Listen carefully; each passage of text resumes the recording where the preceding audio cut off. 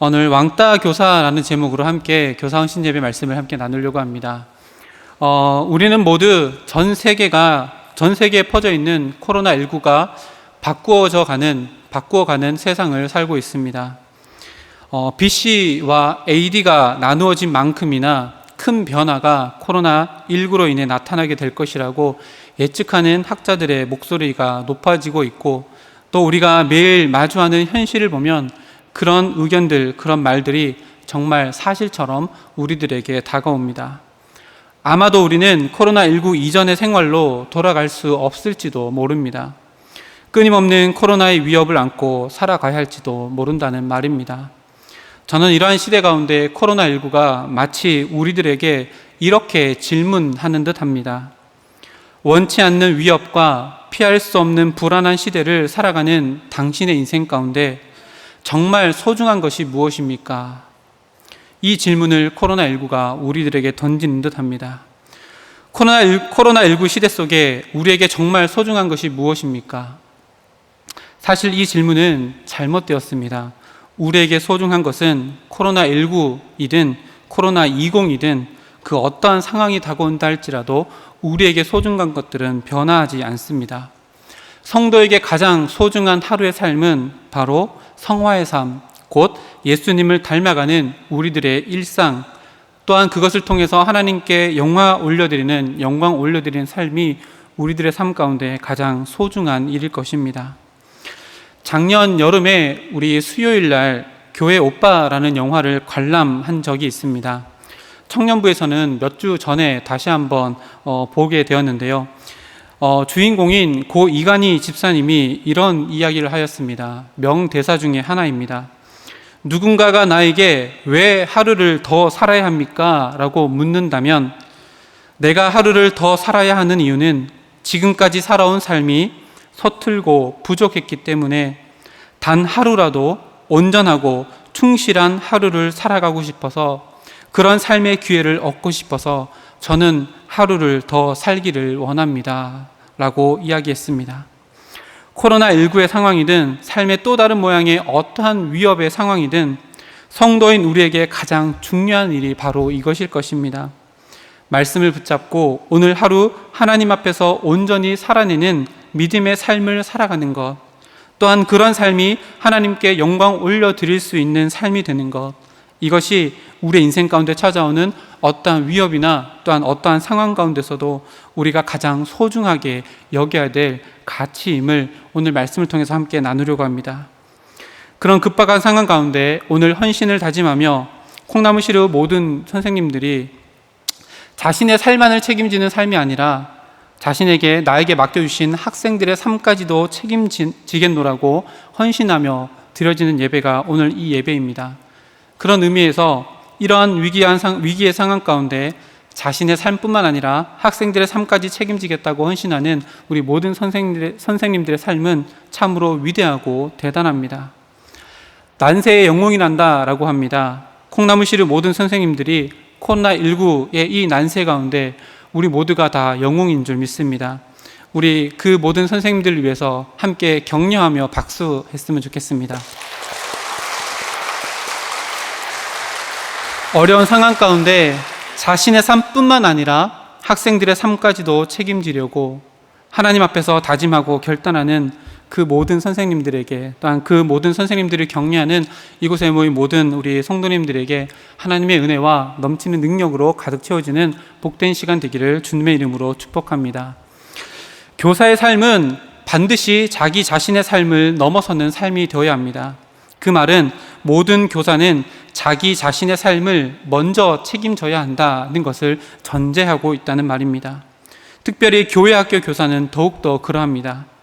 하나님 앞에서 자신의 삶을 돌아보고 자신의 삶에 대한 성실한 책임감을 가지고 살아가야 할 뿐만 아니라 그런 삶이 자신의 삶을 넘어 나에게 맡겨주신 하나님의 자녀들까지도 품을 수 있는 존재가 바로 교사여야 합니다. 교사는 그래서 책임지는 역할을 감당하는 직분이 바로 교사의 직분입니다. 무엇에 대한 책임일까요? 앞서 말했던 두 가지의 책임이 먼저 우선시됩니다. 먼저는 자기 삶에 대한 책임입니다. 그리고 나에게 맡겨주신 학생들에 대한 책임입니다. 이런 교사의 1차적인 두 가지 이 책임은 거기에서 그치지 않습니다. 더 넓고 힘있게 하나님께서 그 책임감을 사용해 주셔서 내가 교사 자기 자신의 삶을 돌보고 자신을 넘어서서 학생들을 돌보는 그 책임을 하나님께서 사용해 주셔서 울산제일교회의 미래를 책임지는 놀라운 일들로 하나님께서는 사용하실 것입니다. 더 나아가서 그 교사의 1차적인 두 가지 책임은 울산제일교회뿐만 아니라 우리 교회가 세워져 있는 이 울산 땅을 책임지는 놀라운 일들로 하나님의 일을 만들어 나가는 것에 하나님께서 쓰임받게 하실 것입니다. 오늘 말씀을 통해서 그 교사의 책임과 그 책임을 사용하시는 하나님의 놀라운 섭리를 살펴보며 함께 은혜를 나누고자 합니다. 나에게 맡겨주신 교사의 직분이 얼마나 위대하고 존귀하며 놀라운 일을 행하는 통로가 되어지는지 우리 말씀을 통해 함께 은혜 받는 시간 되기를 소망합니다. 오늘 본문의 배경은 사도 바울이 1차, 2차 전도 여행을 다 마치고 난 이후에 3차 전도 여행을 시작하면서 일어난 일들을 기록해 놓은 본문입니다.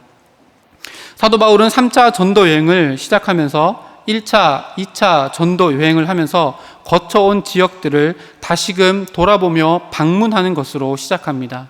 읽지 않았지만 18장 23절 말씀에 이렇게 기록합니다. 얼마 있다가 떠나 갈라디아와 부르기아 땅을 차례로 다니며 모든 제자를 굳건하게 하니라. 사도 바울은 1차, 2차 전도 여행을 하면서 짧은 시간 복음을 증거했던 곳들을 두루 다니며 그들의 믿음을 다시금 점검하기 위해 두 번째 방문을 계획하고 그렇게 실행에 옮겼습니다. 이 모든 것들은 사도 바울의 책임감 때문이었습니다. 사도 바울은 복음을 증거했을 뿐만 아니라 그들을 보다 성숙한 삶으로 이끌려는 책임감으로 1차, 2차 전도여행 때 다녔던 곳을 3차 전도여행 때도 다시금 돌아보게 됩니다. 그리고 사도 바울의 그 책임감은 사도 바울을 죄수의 신분으로 로마까지 이끌어가게 됩니다. 그리고 가는 곳마다 복음을 전파하고 하나님의 놀라운 역사들을 만들어감을 우리는 사도행전을 통해 보게 됩니다. 그 모든 것이 사도 바울의 책임감 때문이었습니다. 이방인들의 사도로 부름받음에 대한 책임감, 또 그 책임감은 사도 바울의 발을 움직이게 하였고 그 책임감은 가는 곳마다 입을 열어 복음을 증거하게 하였습니다. 그리고 그 책임감은 복음을 전해받은 이들의 성장을 도모하는 아름다운 사역의 현장을 만들어 갔습니다. 교사로서 헌신하는 것, 그 모든 것의 밑바탕에는 바로 사도 바울의 이 책임감이 있어야 합니다. 어떤 책임감일까요? 다 같이 따라했으면 좋겠습니다.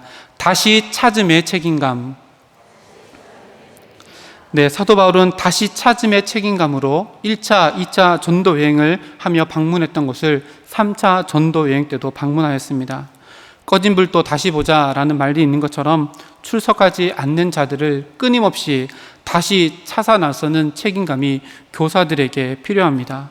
사도 바울의 이 다시 찾음의 책임감을 통해 3차 여행이 시작되었고 또한 4차 여행, 또 로마까지 가는 여행이 시작되었습니다. 그리고 3차 여행에 이 다시 찾음의 책임감으로 시작되는 하나님의 위대하신 역사가 오늘 말씀 가운데 기록되어져 있습니다. 그렇게 사도 바울은 여러 곳을 떠나 에베소에 이르게 되는데요. 에베소 이 도시는 사도 바울에게 조금은 각별한 곳입니다.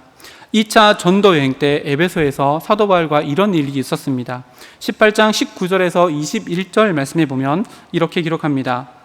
에베소에 와서 그들을 거기 머물게 하고 자기는 회당에 들어가서 유대인들과 변론하니 여러 사람이 더 오래 있기를 청하되 허락하지 아니하고 작별하여 이르되 만일 하나님의 뜻이면 너희에게 돌아오리라 하고 배를 타고 에베소를 떠나 에베소에 와서 그들에게 복음을 전했습니다. 2차 전도 여행 때 있었던 일입니다.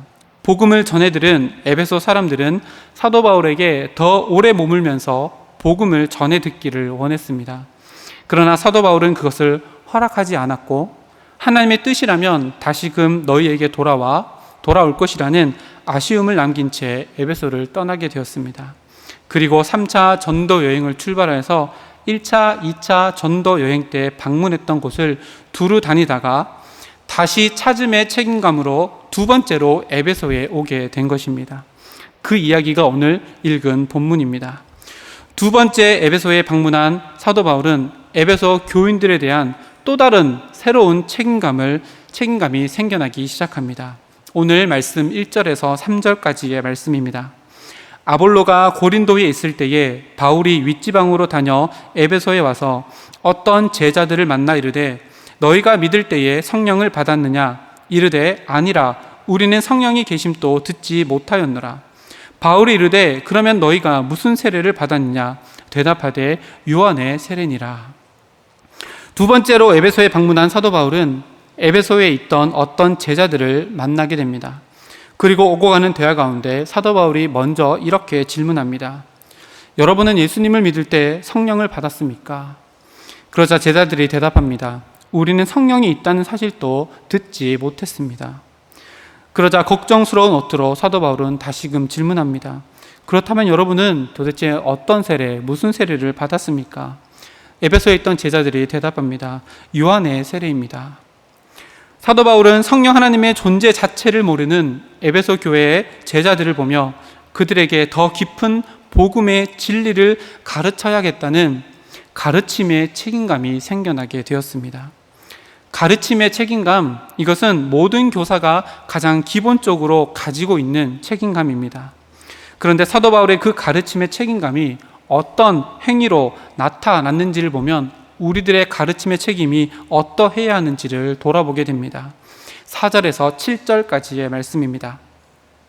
바울이 이르되 요한이 회개의 세례를 베풀며 백성에게 말하되 내 뒤에 오시는 이를 믿으라 하였으니 이는 곧 예수라 하거늘 그들이 듣고 주 예수의 이름을 세례로 받으니 바울이 그들에게 안수하며 성령이 그들에게 임하심으로 방언도 하고 예언도 하니 모두 12사람쯤 되니라.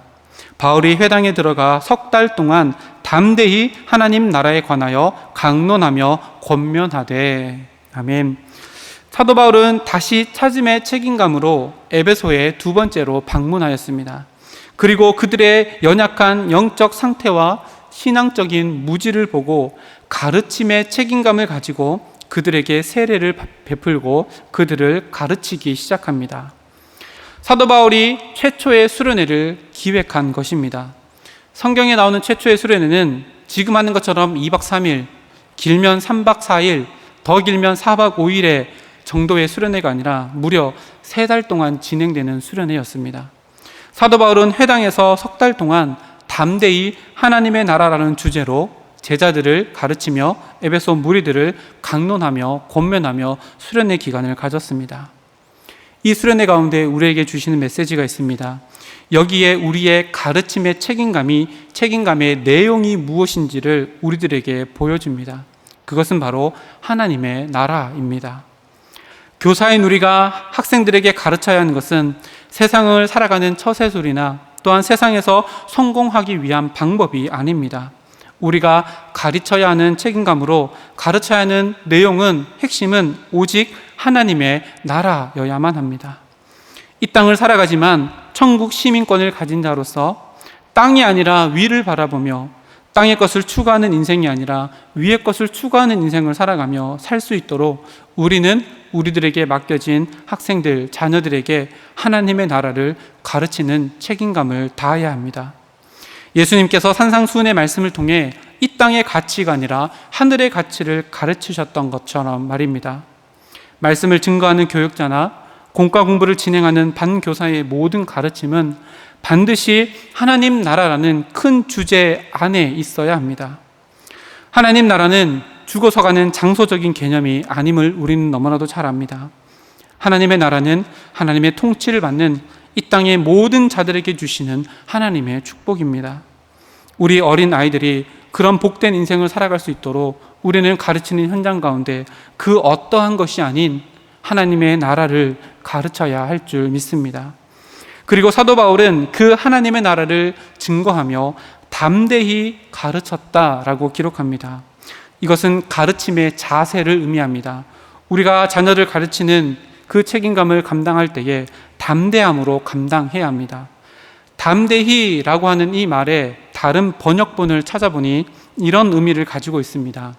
당당하게, 두려움 없이, 확신 있게, 용기 있게, 공개적으로 최고의 확신으로 담대하고 자유롭게 라고 하는 뜻을 가집니다. 한번 생각해 보시기 바랍니다.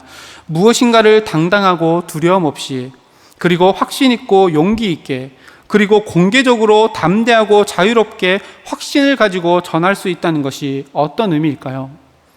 내가 전하는 그것에 대한 확고한 신념과 믿음이 없이는 담대하게 전할 수 없다는 말씀입니다. 사도 바울이 에베소에서 담대히 복음을 증거할 수 있었던 이유를 우리는 로마서에서 발견할 수 있습니다. 로마서 1장 16절 말씀에 이렇게 기록합니다. 내가 복음을 부끄러워하지 아니하노니 이 복음은 모든 믿는 자에게 주시는 하나님의 능력이 됨이라. 먼저는 유대인에게요 그리고 헬라인에게로다. 아멘. 사도 바울은 세계 최고의 문화가 팽배한 로마에서도 자신이 믿고 있는 복음에 대한 한 점 부끄러움이 없었다라고 고백합니다. 오히려 복음이 자신의 삶의 능력이 됨을 확고하게 믿을 수 있었기에 복음을 증거하며 하나님의 나라를 증거할 때에 담대하게 선포할 수 있었던 것입니다. 나는 복음에 대해서 얼마나 확고한 믿음으로 학생들을 가르치고 있으십니까? 세상 속에서 나의 믿음은 부끄러워하지 않는 믿음으로 살아가고 있으십니까? 나는 세상 속에서 당당한 그리스도인으로서 세워져 있으십니까? 가르침은 교육의 현장에서만 일어나는 행위가 아닙니다. 나의 삶의 그 어떤 자리라도 그것은 가르침의 행위와 연결되어져 있습니다. 내가 살아가는 삶이 곧 가르침의 내용이 되며 가르침의 자세가 된다는 것입니다. 내가 그렇게 살아가지 못하면 그렇게 가르칠 수 없다는 말입니다. 사도 바울은 담대히 하나님 나라를 가르쳤습니다. 그렇게 할 수 있었던 것은 사도 바울의 삶이 언제나 하나님의 나라를 향하고 있었고 그런 삶이 부끄럽지 않고 세상 가운데 당당했기 때문입니다. 우리 콩나물시루 모든 선생님들의 삶이 그런 삶이 되기를 소망합니다. 세상 속에서 복음 앞에 당당한 삶이 되고 또한 하나님의 나라를 담대하고 또한 담대하게 전할 수 있는, 또한 담대하게 가르칠 수 있는 진정한 가르침의 책임감을 가진 우리 콩나물시루 모든 교사들이 되기를 주님의 이름으로 축복합니다. 그렇게 무려 석 달 동안 수련회를 통해 사도 바울은 에베소에 있는 무리들을 가르쳤습니다. 그리고 그 결과가 어떻게 되었을까요? 그 결과를 19장 9절 상반절에 이렇게 기록합니다. 어떤 사람들은 마음이 굳어 순정하지 않고 무리 앞에서 이 도를 비방하거늘. 사도 바울의 열심과 헌신에 걸맞지 않는 결과물이라고 생각됩니다. 사도 바울이 그토록 혼신을 다해 담대하게 무려 석 달 동안이나 하나님의 나라에 대해서 말씀을 증거했지만 그 복음에 대해서 들은 사람들은 순종하기는커녕 오히려 비방하는 사람들이 일어나게 되었습니다. 혹 우리가 이런 상황 가운데 사도 바울의 입장이 있었다면 어떻게 했을까요? 에베소 사람들은 여기까지인가 보다. 나는 이만하면 됐어. 이제 다른 곳으로 떠나야겠다 라고 생각하고 아마도 그곳에서 발에 있는 먼지를 털어버리고 그것을 떠났을지도 모릅니다. 그런데 사도 바울은 이러한 상황 속에서 또 다른 책임감에 휩싸이고 있습니다. 오늘 말씀이 바로 그 핵심되는 부분인데요. 그 책임감은 9절 하반절에서 10절 말씀에 기록되어져 있습니다. 우리 9절에서 10절 말씀 우리 다 같이 읽겠습니다. 9절에서 10절 말씀입니다. 시작. 어떤 사람들은 마음이 굳어 순종하지 않고 무리 앞에서 이 도를 비방하거늘 바울이 그들을 떠나 제자들을 따로 세우고 두란노 서원에서 날마다 강론하니라.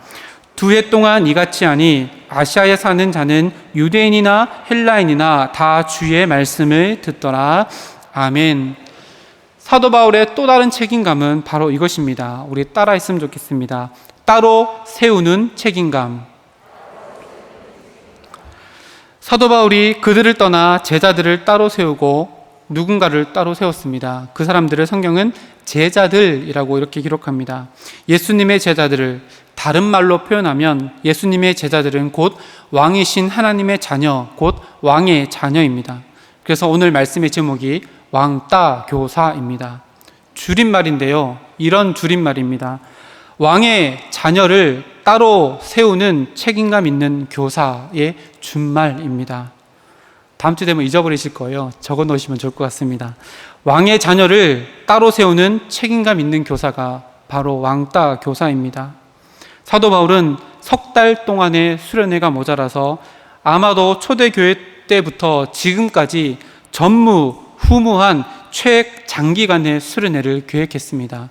며칠일까요? 무려 2년 동안의 수련회를 시작하였습니다. 2년 동안 제자들을 따로 세웁니다. 아마도 7절에 기록된 12명의 세례받은 자들이 아닐까 추측해 봅니다. 사도 바울은 12명의 왕의 자녀들을 따로 세울 책임감을 느끼고 그들을 두란노 서원으로 모아서 그곳에서 무려 2년 동안이나 그들을 가르치기 시작합니다. 두란노 서원이라고 하는 것은 두란노라고 하는 사람이 소유한 학당이거나 두란노라고 하는 스승이 운영하는 학당을 말합니다. 그 당시에는 유명한 스승 아래서 학문을 배우는 자들이 많았습니다. 그래서 스승 이름을 따서 학당을 운영하기도 했는데요. 두란노가 운영하는 학당이 바로 두란노 서원이었습니다. 두란노 서원은 두란노라고 하는 사람이 학생들을 가르치기 위해서 만든 곳인데요. 사도 바울이 그것을 빌려서 무려 2년 동안 자신의 제자들을 가르친 것입니다. 두란노라는 사람에 대해서 성경에 더 이상 언급은 나타나 있지 않지만 여러 자료들을 찾아보니 어떤 학자들은 철학자였다라고 기록하고 어떤 학자들은 그 당시에 에베소의 궁중의 의사의 이름이 여왕의 묘비에 기록되어져 있는데 그 이름이 두란노와 동명이다라는 사실로 보아 아마도 사도행전을 기록했던 사도 바울과 함께했던 누가 의사가 자기와 동직업을 가지고 있는 두란노에게 부탁을 하여 그곳에서 바울이 학당을 열 수 있지 않았을까라고 추정한다고 합니다.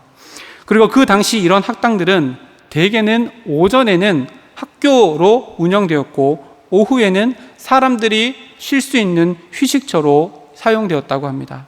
그 이유는 그 지역이 낮 시간이 되면 너무 더운 날씨 때문에 공식적으로 모든 사람들이 쉬는 낮잠 시간이 있었다고 합니다. 그 낮잠 시간을 원어로 보면 시에스타라고 부르는데요. 이 시간에는 노예든 종이든 모든 사람들에게 허락된 휴식 시간, 그 시간이 바로 낮잠 시간인 시에스타라고 하는 시간입니다. 아마도 대부분의 에베소 사람들은 이 시에스타 낮잠 시간에는 휴식을 취했을 것입니다. 그런데 사도 바울이 두란노 서원에서 제자를 가르쳤다면 아마도 두란노가 자기 제자들을 가르치는 시간을 피해서 했을 터인데, 그렇다면 사도 바울은 오후 시간, 즉 모든 사람들이 공식적으로 휴식을 취하는 이 시에스타의 낮잠 시간을 이용해 제자들을 가르쳤다는 것을 추정해 볼 수 있습니다. 그것도 무려 2년 동안이나 말입니다. 사도 바울의 책임감이 얼마나 대단했고 그런 사도 바울을 따르는 제자들의 열정이 얼마나 대단했는지를 보여주는 대목입니다. 사도 바울은 말씀을 거부하고 비방하는 자들을 밖으로 제자들을 따로 세웠습니다. 그리고 그들과 함께 시에스타의 시간을 포기하며 하나님 나라의 가치를 배우기 위해 하나님께 드림으로 그 시간들을 무려 2년이나 보냈습니다. 한번 생각해 보시기 바랍니다. 나는 나에게 허락된 교사에 대한 책임감 때문에 기쁨으로 포기하고 있는 것은 무엇입니까? 나의 열정으로, 나의 기쁨으로 포기한 시에스타의 시간들과 물질들, 헌신들은 무엇입니까? 하나님은 그것을 기뻐 받으시고 그것을 하나님의 크신 능력으로 보답해 주실 것입니다. 그렇게 모두가 공식적으로 즐기고 누리는 시에스타의 낮잠 시간을 포기하고 하나님 나라를 가르치고 배웠던 이 두란노 서원의 공동체가 어떻게 되었을까요? 마치 이들의 모습을 보면 세상 속에서 고립된 것처럼 보입니다. 세상 사람들과 완전히 다른 삶을 살아가며 모두가 쉬는 시간 동안 땀을 흘리며 하나님의 나라를 배우는 그 모습은 마치 세상과 단절되어지고 고립되어진 듯 보입니다. 에베소라고 하는 도시는 많은 수식어가 붙어 있는 도시입니다. 에베소는 소아시아의 로마라고 하는 별명을 가지고 있습니다. 그 이유는 정치적으로 중요한 도시라고 하는 의미인데요. 에베소는 로마의 퇴역한 군인들과 원로들이 인생의 마지막을 보내기 위해 모여들었던 도시입니다. 그리고 에베소는 7대 불가사의 중에 하나인 아데미 신전이 자리 잡고 있는 곳입니다. 곧 에베소는 우상의 도시라는 말입니다. 종교적인 매충 행위가 성행했던 곳입니다. 그리고 마술이 성행했던 곳이고 많은 인종들이 함께 모여 살며 인종의 도가니라고 하는 별명을 가지고 있는 도시였습니다. 많은 인종이 있는 만큼 수많은 우상들이 득실거리는 곳이 바로 에베소라는 도시였습니다. 그런 그곳에서 사도 바울은 왕의 자녀 예수님의 제자들을 따로 세웠습니다. 그것들과의 분명한 경계선을 그어준 것입니다. 우리가 가져야 할 책임감이 바로 이것입니다. 우리에게 맡겨주신 학생들의 삶에 더럽고 어지럽고 부질없으며 의미 없고 썩어져 없어져 버릴 세상의 그 가치관으로부터 분명한 경계선을 그어주어 따로 세워내는 그 책임감을 우리 모든 교사들이 가졌으면 좋겠습니다. 그들은 세상 속에 살아가지만 이제 더 이상 세상에 속한 자들이 아니라 구별된 자로 따로 세워진 존재로 살아갈 수 있도록 사도 바울이 그 제자들을 도왔던 것처럼 우리가 가져야 될 책임감은 바로 이것입니다. 따로 세워짐을 갖는 책임감을 가지고 살아가는 우리 모든 교사들이 되기를 주님의 이름으로 축복합니다. 세상 속에서 이렇게 따로 세워짐이 세상 속에서 고립을 의미할까요? 절대 그렇지 않습니다. 말씀을 시작하며 교사로서 가지는 책임감, 나의 삶에 대한 책임감, 그리고 학생들에 대한 책임감은 우리의 교육 현장에만 그치지 않는다고 했습니다. 왜일까요? 하나님은 그 책임감을 하나님께서 사용하시기 때문입니다. 먼저 10절 하반절에 보면 이렇게 기록합니다. 2해 동안 이같이 하니 아시아에 사는 자는 유대인이나 헬라인이나 다 주의 말씀을 듣더라. 아멘. 고립되어서 모두가 다 낮잠을 자는 그 시에스타의 시간에 하나님의 나라에 대해 전했을 뿐인데 그 복음은 제자들의 삶을 통해 그곳에 있는 유대인 그리고 이방인인 헬라인에게까지 전해지게 됩니다.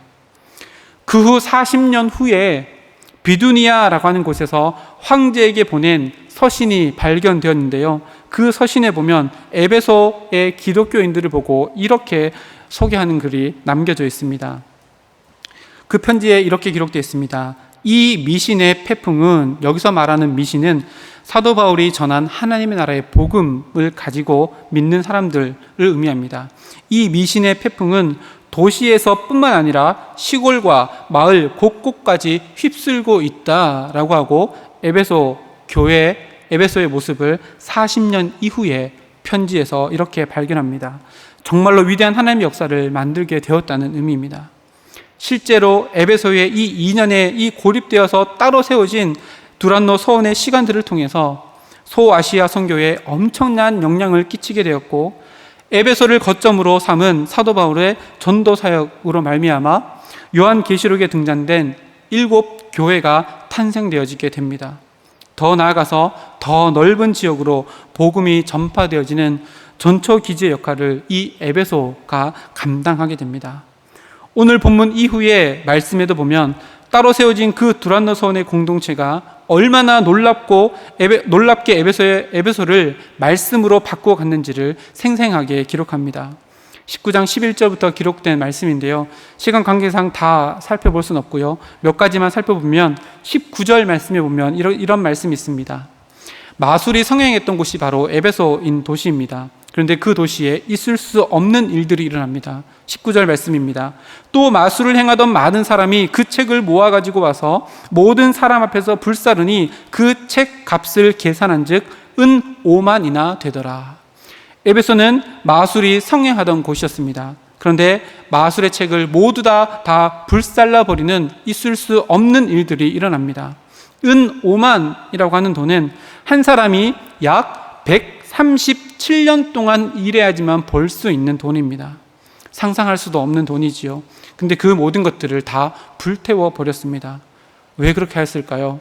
사도 바울이 2년 동안 그 골방에서 전한 그 복음 때문에 그렇습니다. 그들은 마술이 아니라 사도 바울이 전한 복음이 진짜 진리임을 깨달았기 때문입니다. 그뿐이 아닙니다. 에베소는 아데미 신전으로 유명한 도시입니다. 아데미 신전에서 신상을 만들어 파는 사람들은 이제 더 이상 장사가 되지 않습니다.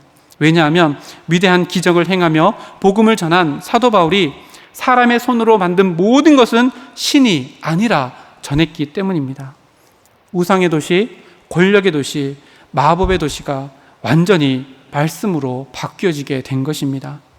저는 말씀을 준비하며 우리 콩나물시루 교육부가 이런 두란노 서원이 되기를 간절히 기도하였습니다. 제자들을 따로 세우는 책임감 있는 교사, 그리고 그 교사를 따라가는 열정 있는 학생들이 만들어가는 놀라운 일들이 에베소를 바꿨던 것처럼 하나님, 이 울산땅을 바꿀 수 있도록 주님께서 역사하여 주시옵소서. 울산은 우리가 다 아시다시피 대한민국에서 두 번째로, 제주도 다음으로 두 번째로 복음화율이 낮은 도시입니다. 그러나 울산에는 울산제일교회가 있습니다. 울산제일교회 안에 콩나물시루 교육부가 있습니다. 울산도 에베소처럼 바뀌어질 수 있습니다. 우리가 교사들이 따로, 제자들을 따로 세우는 책임감 있는 교사가 되어지고 그 교사를 따라가는 열정 있는 학생들이 일어난다면 우리 울산 땅도 복음화율이 가장 낮은 도시라는 불명예를 벗어나 복음이 성행하며 하나님 말씀이 부흥의 불길을 타오르는 복된 도시가 될 줄 믿습니다. 우리 교육부 이름이 콩나물시루입니다. 아이들이 콩나물입니다. 그 아이들이 기다리는 것이 무엇일까요? 바로 부어지는 물입니다. 이곳에 모인 선생님들은 아이들에게 하나님 나라의 가치, 그 풍성한 물을 날마다 부어줄 수 있는 교사가 되기를 소망합니다. 더불어 이곳에 계신 모든 성도님들은 기도와 관심, 더불어 물질의 풍성한 물을 우리 교육부, 콩나물시루 교육부를 위해 부어주시기를 소망합니다. 그래서 울산을 변화시키는 하나님의 능력을 나타내는 우리 콩나물시루 교육부가 되기를 주님의 이름으로 축복합니다. 마지막으로 하나만 덧붙여 말씀을 나누고자 합니다. 오늘 본문에 보면 기록되지 않는 책임감 있는 한 다른 부류의 사람이 있습니다. 누구일까요? 바로 자신의 자녀들을 따로 제자들로 키워낸 부모입니다. 모두가 다 쉬는 시간인 시에스타 낮잠 시간에 들어보지도 못한 복음을 듣겠다고 나서는 자기 자녀들을 묵묵히 무려 2년 동안이나 그들을 지원해 주었던 부모의 책임감, 그것이 에베소의 놀라운 변화를 만들어가는 밑거름이 되었습니다. 콩나물시루 교육부의 자녀를 보내는, 또한 아직 자녀를 보내지 못하는 모든 부모님들에게 간절히 요청합니다. 책임감을 가지고 울산제일교회와 울산 땅의 변화를 위해서 자녀들을 콩나물시루 교육부로 보내주십시오. 그곳에는 자녀들을 왕의 자녀로 세상과 구별된 자리에 세워나가는 교사들이 있습니다. 왕의 자녀로 이 세상을 살아갈 수 있도록 우리 모든 교사들이 책임감을 가지고 헌신하는 자리 가운데 있습니다. 교사의 헌신, 그리고 학생의 열정, 그리고 부모의 책임감, 모든 성도님들의 관심과 기도가 에베소의 놀라운 부흥과 변화를 이루었던 것처럼 이곳 울산 땅, 그리고 울산제일교회 가운데 콩나물시루 교육부가 그 모든 역사를 만들어 나가는 복된 기간이 되기를 주님의 이름으로 축복합니다. 그래서 울산제일교회가 앞으로 100년이 더 기대되는 콩나물시루 교육부, 또한 우리 교회, 또한 이 울산 땅이 되기를 주님의 이름으로 축복하며 말씀을 나눕니다. 함께 기도드리겠습니다. 살아계신 아버지 하나님, 감사드립니다. 코로나19의 어려운 상황 가운데 콩나물시루 모든 교육부 선생님들이 주님께 머리를 숙이며 결단하며 다짐하며 하나님께 예배를 드립니다. 하나님, 사도 바울이 책임감을 가지고 그 직분을 넉넉히 감당했던 것처럼 하나님, 우리에게도 다시 찾을 수 있는 책임감과 가르치는 책임감, 또한 왕의 자녀들을 따로 세울 수 있는 책임감을 우리 모든 선생님들에게 허락하여 주셔서 이 울산 땅을 바꾸어져 나가는 복된 열정 있는 우리 선생님들의 삶이 되어줄 수 있도록 도와주시고, 그런 선생님들의 열정을 따라 우리 모든 학생들이 하나님의 나라의 가치에 대해서 배우고 세상 가운데 구별된 인생을 살아가며 자기가 속한 가정과 학교와 또한 자기가 속한 이 울산 땅을 변화시켜 나가는 주인공으로 세워질 수 있는 울산제일교회 콩나물시루 모든 친구들 되어질 수 있도록 주님 함께하여 주시옵소서.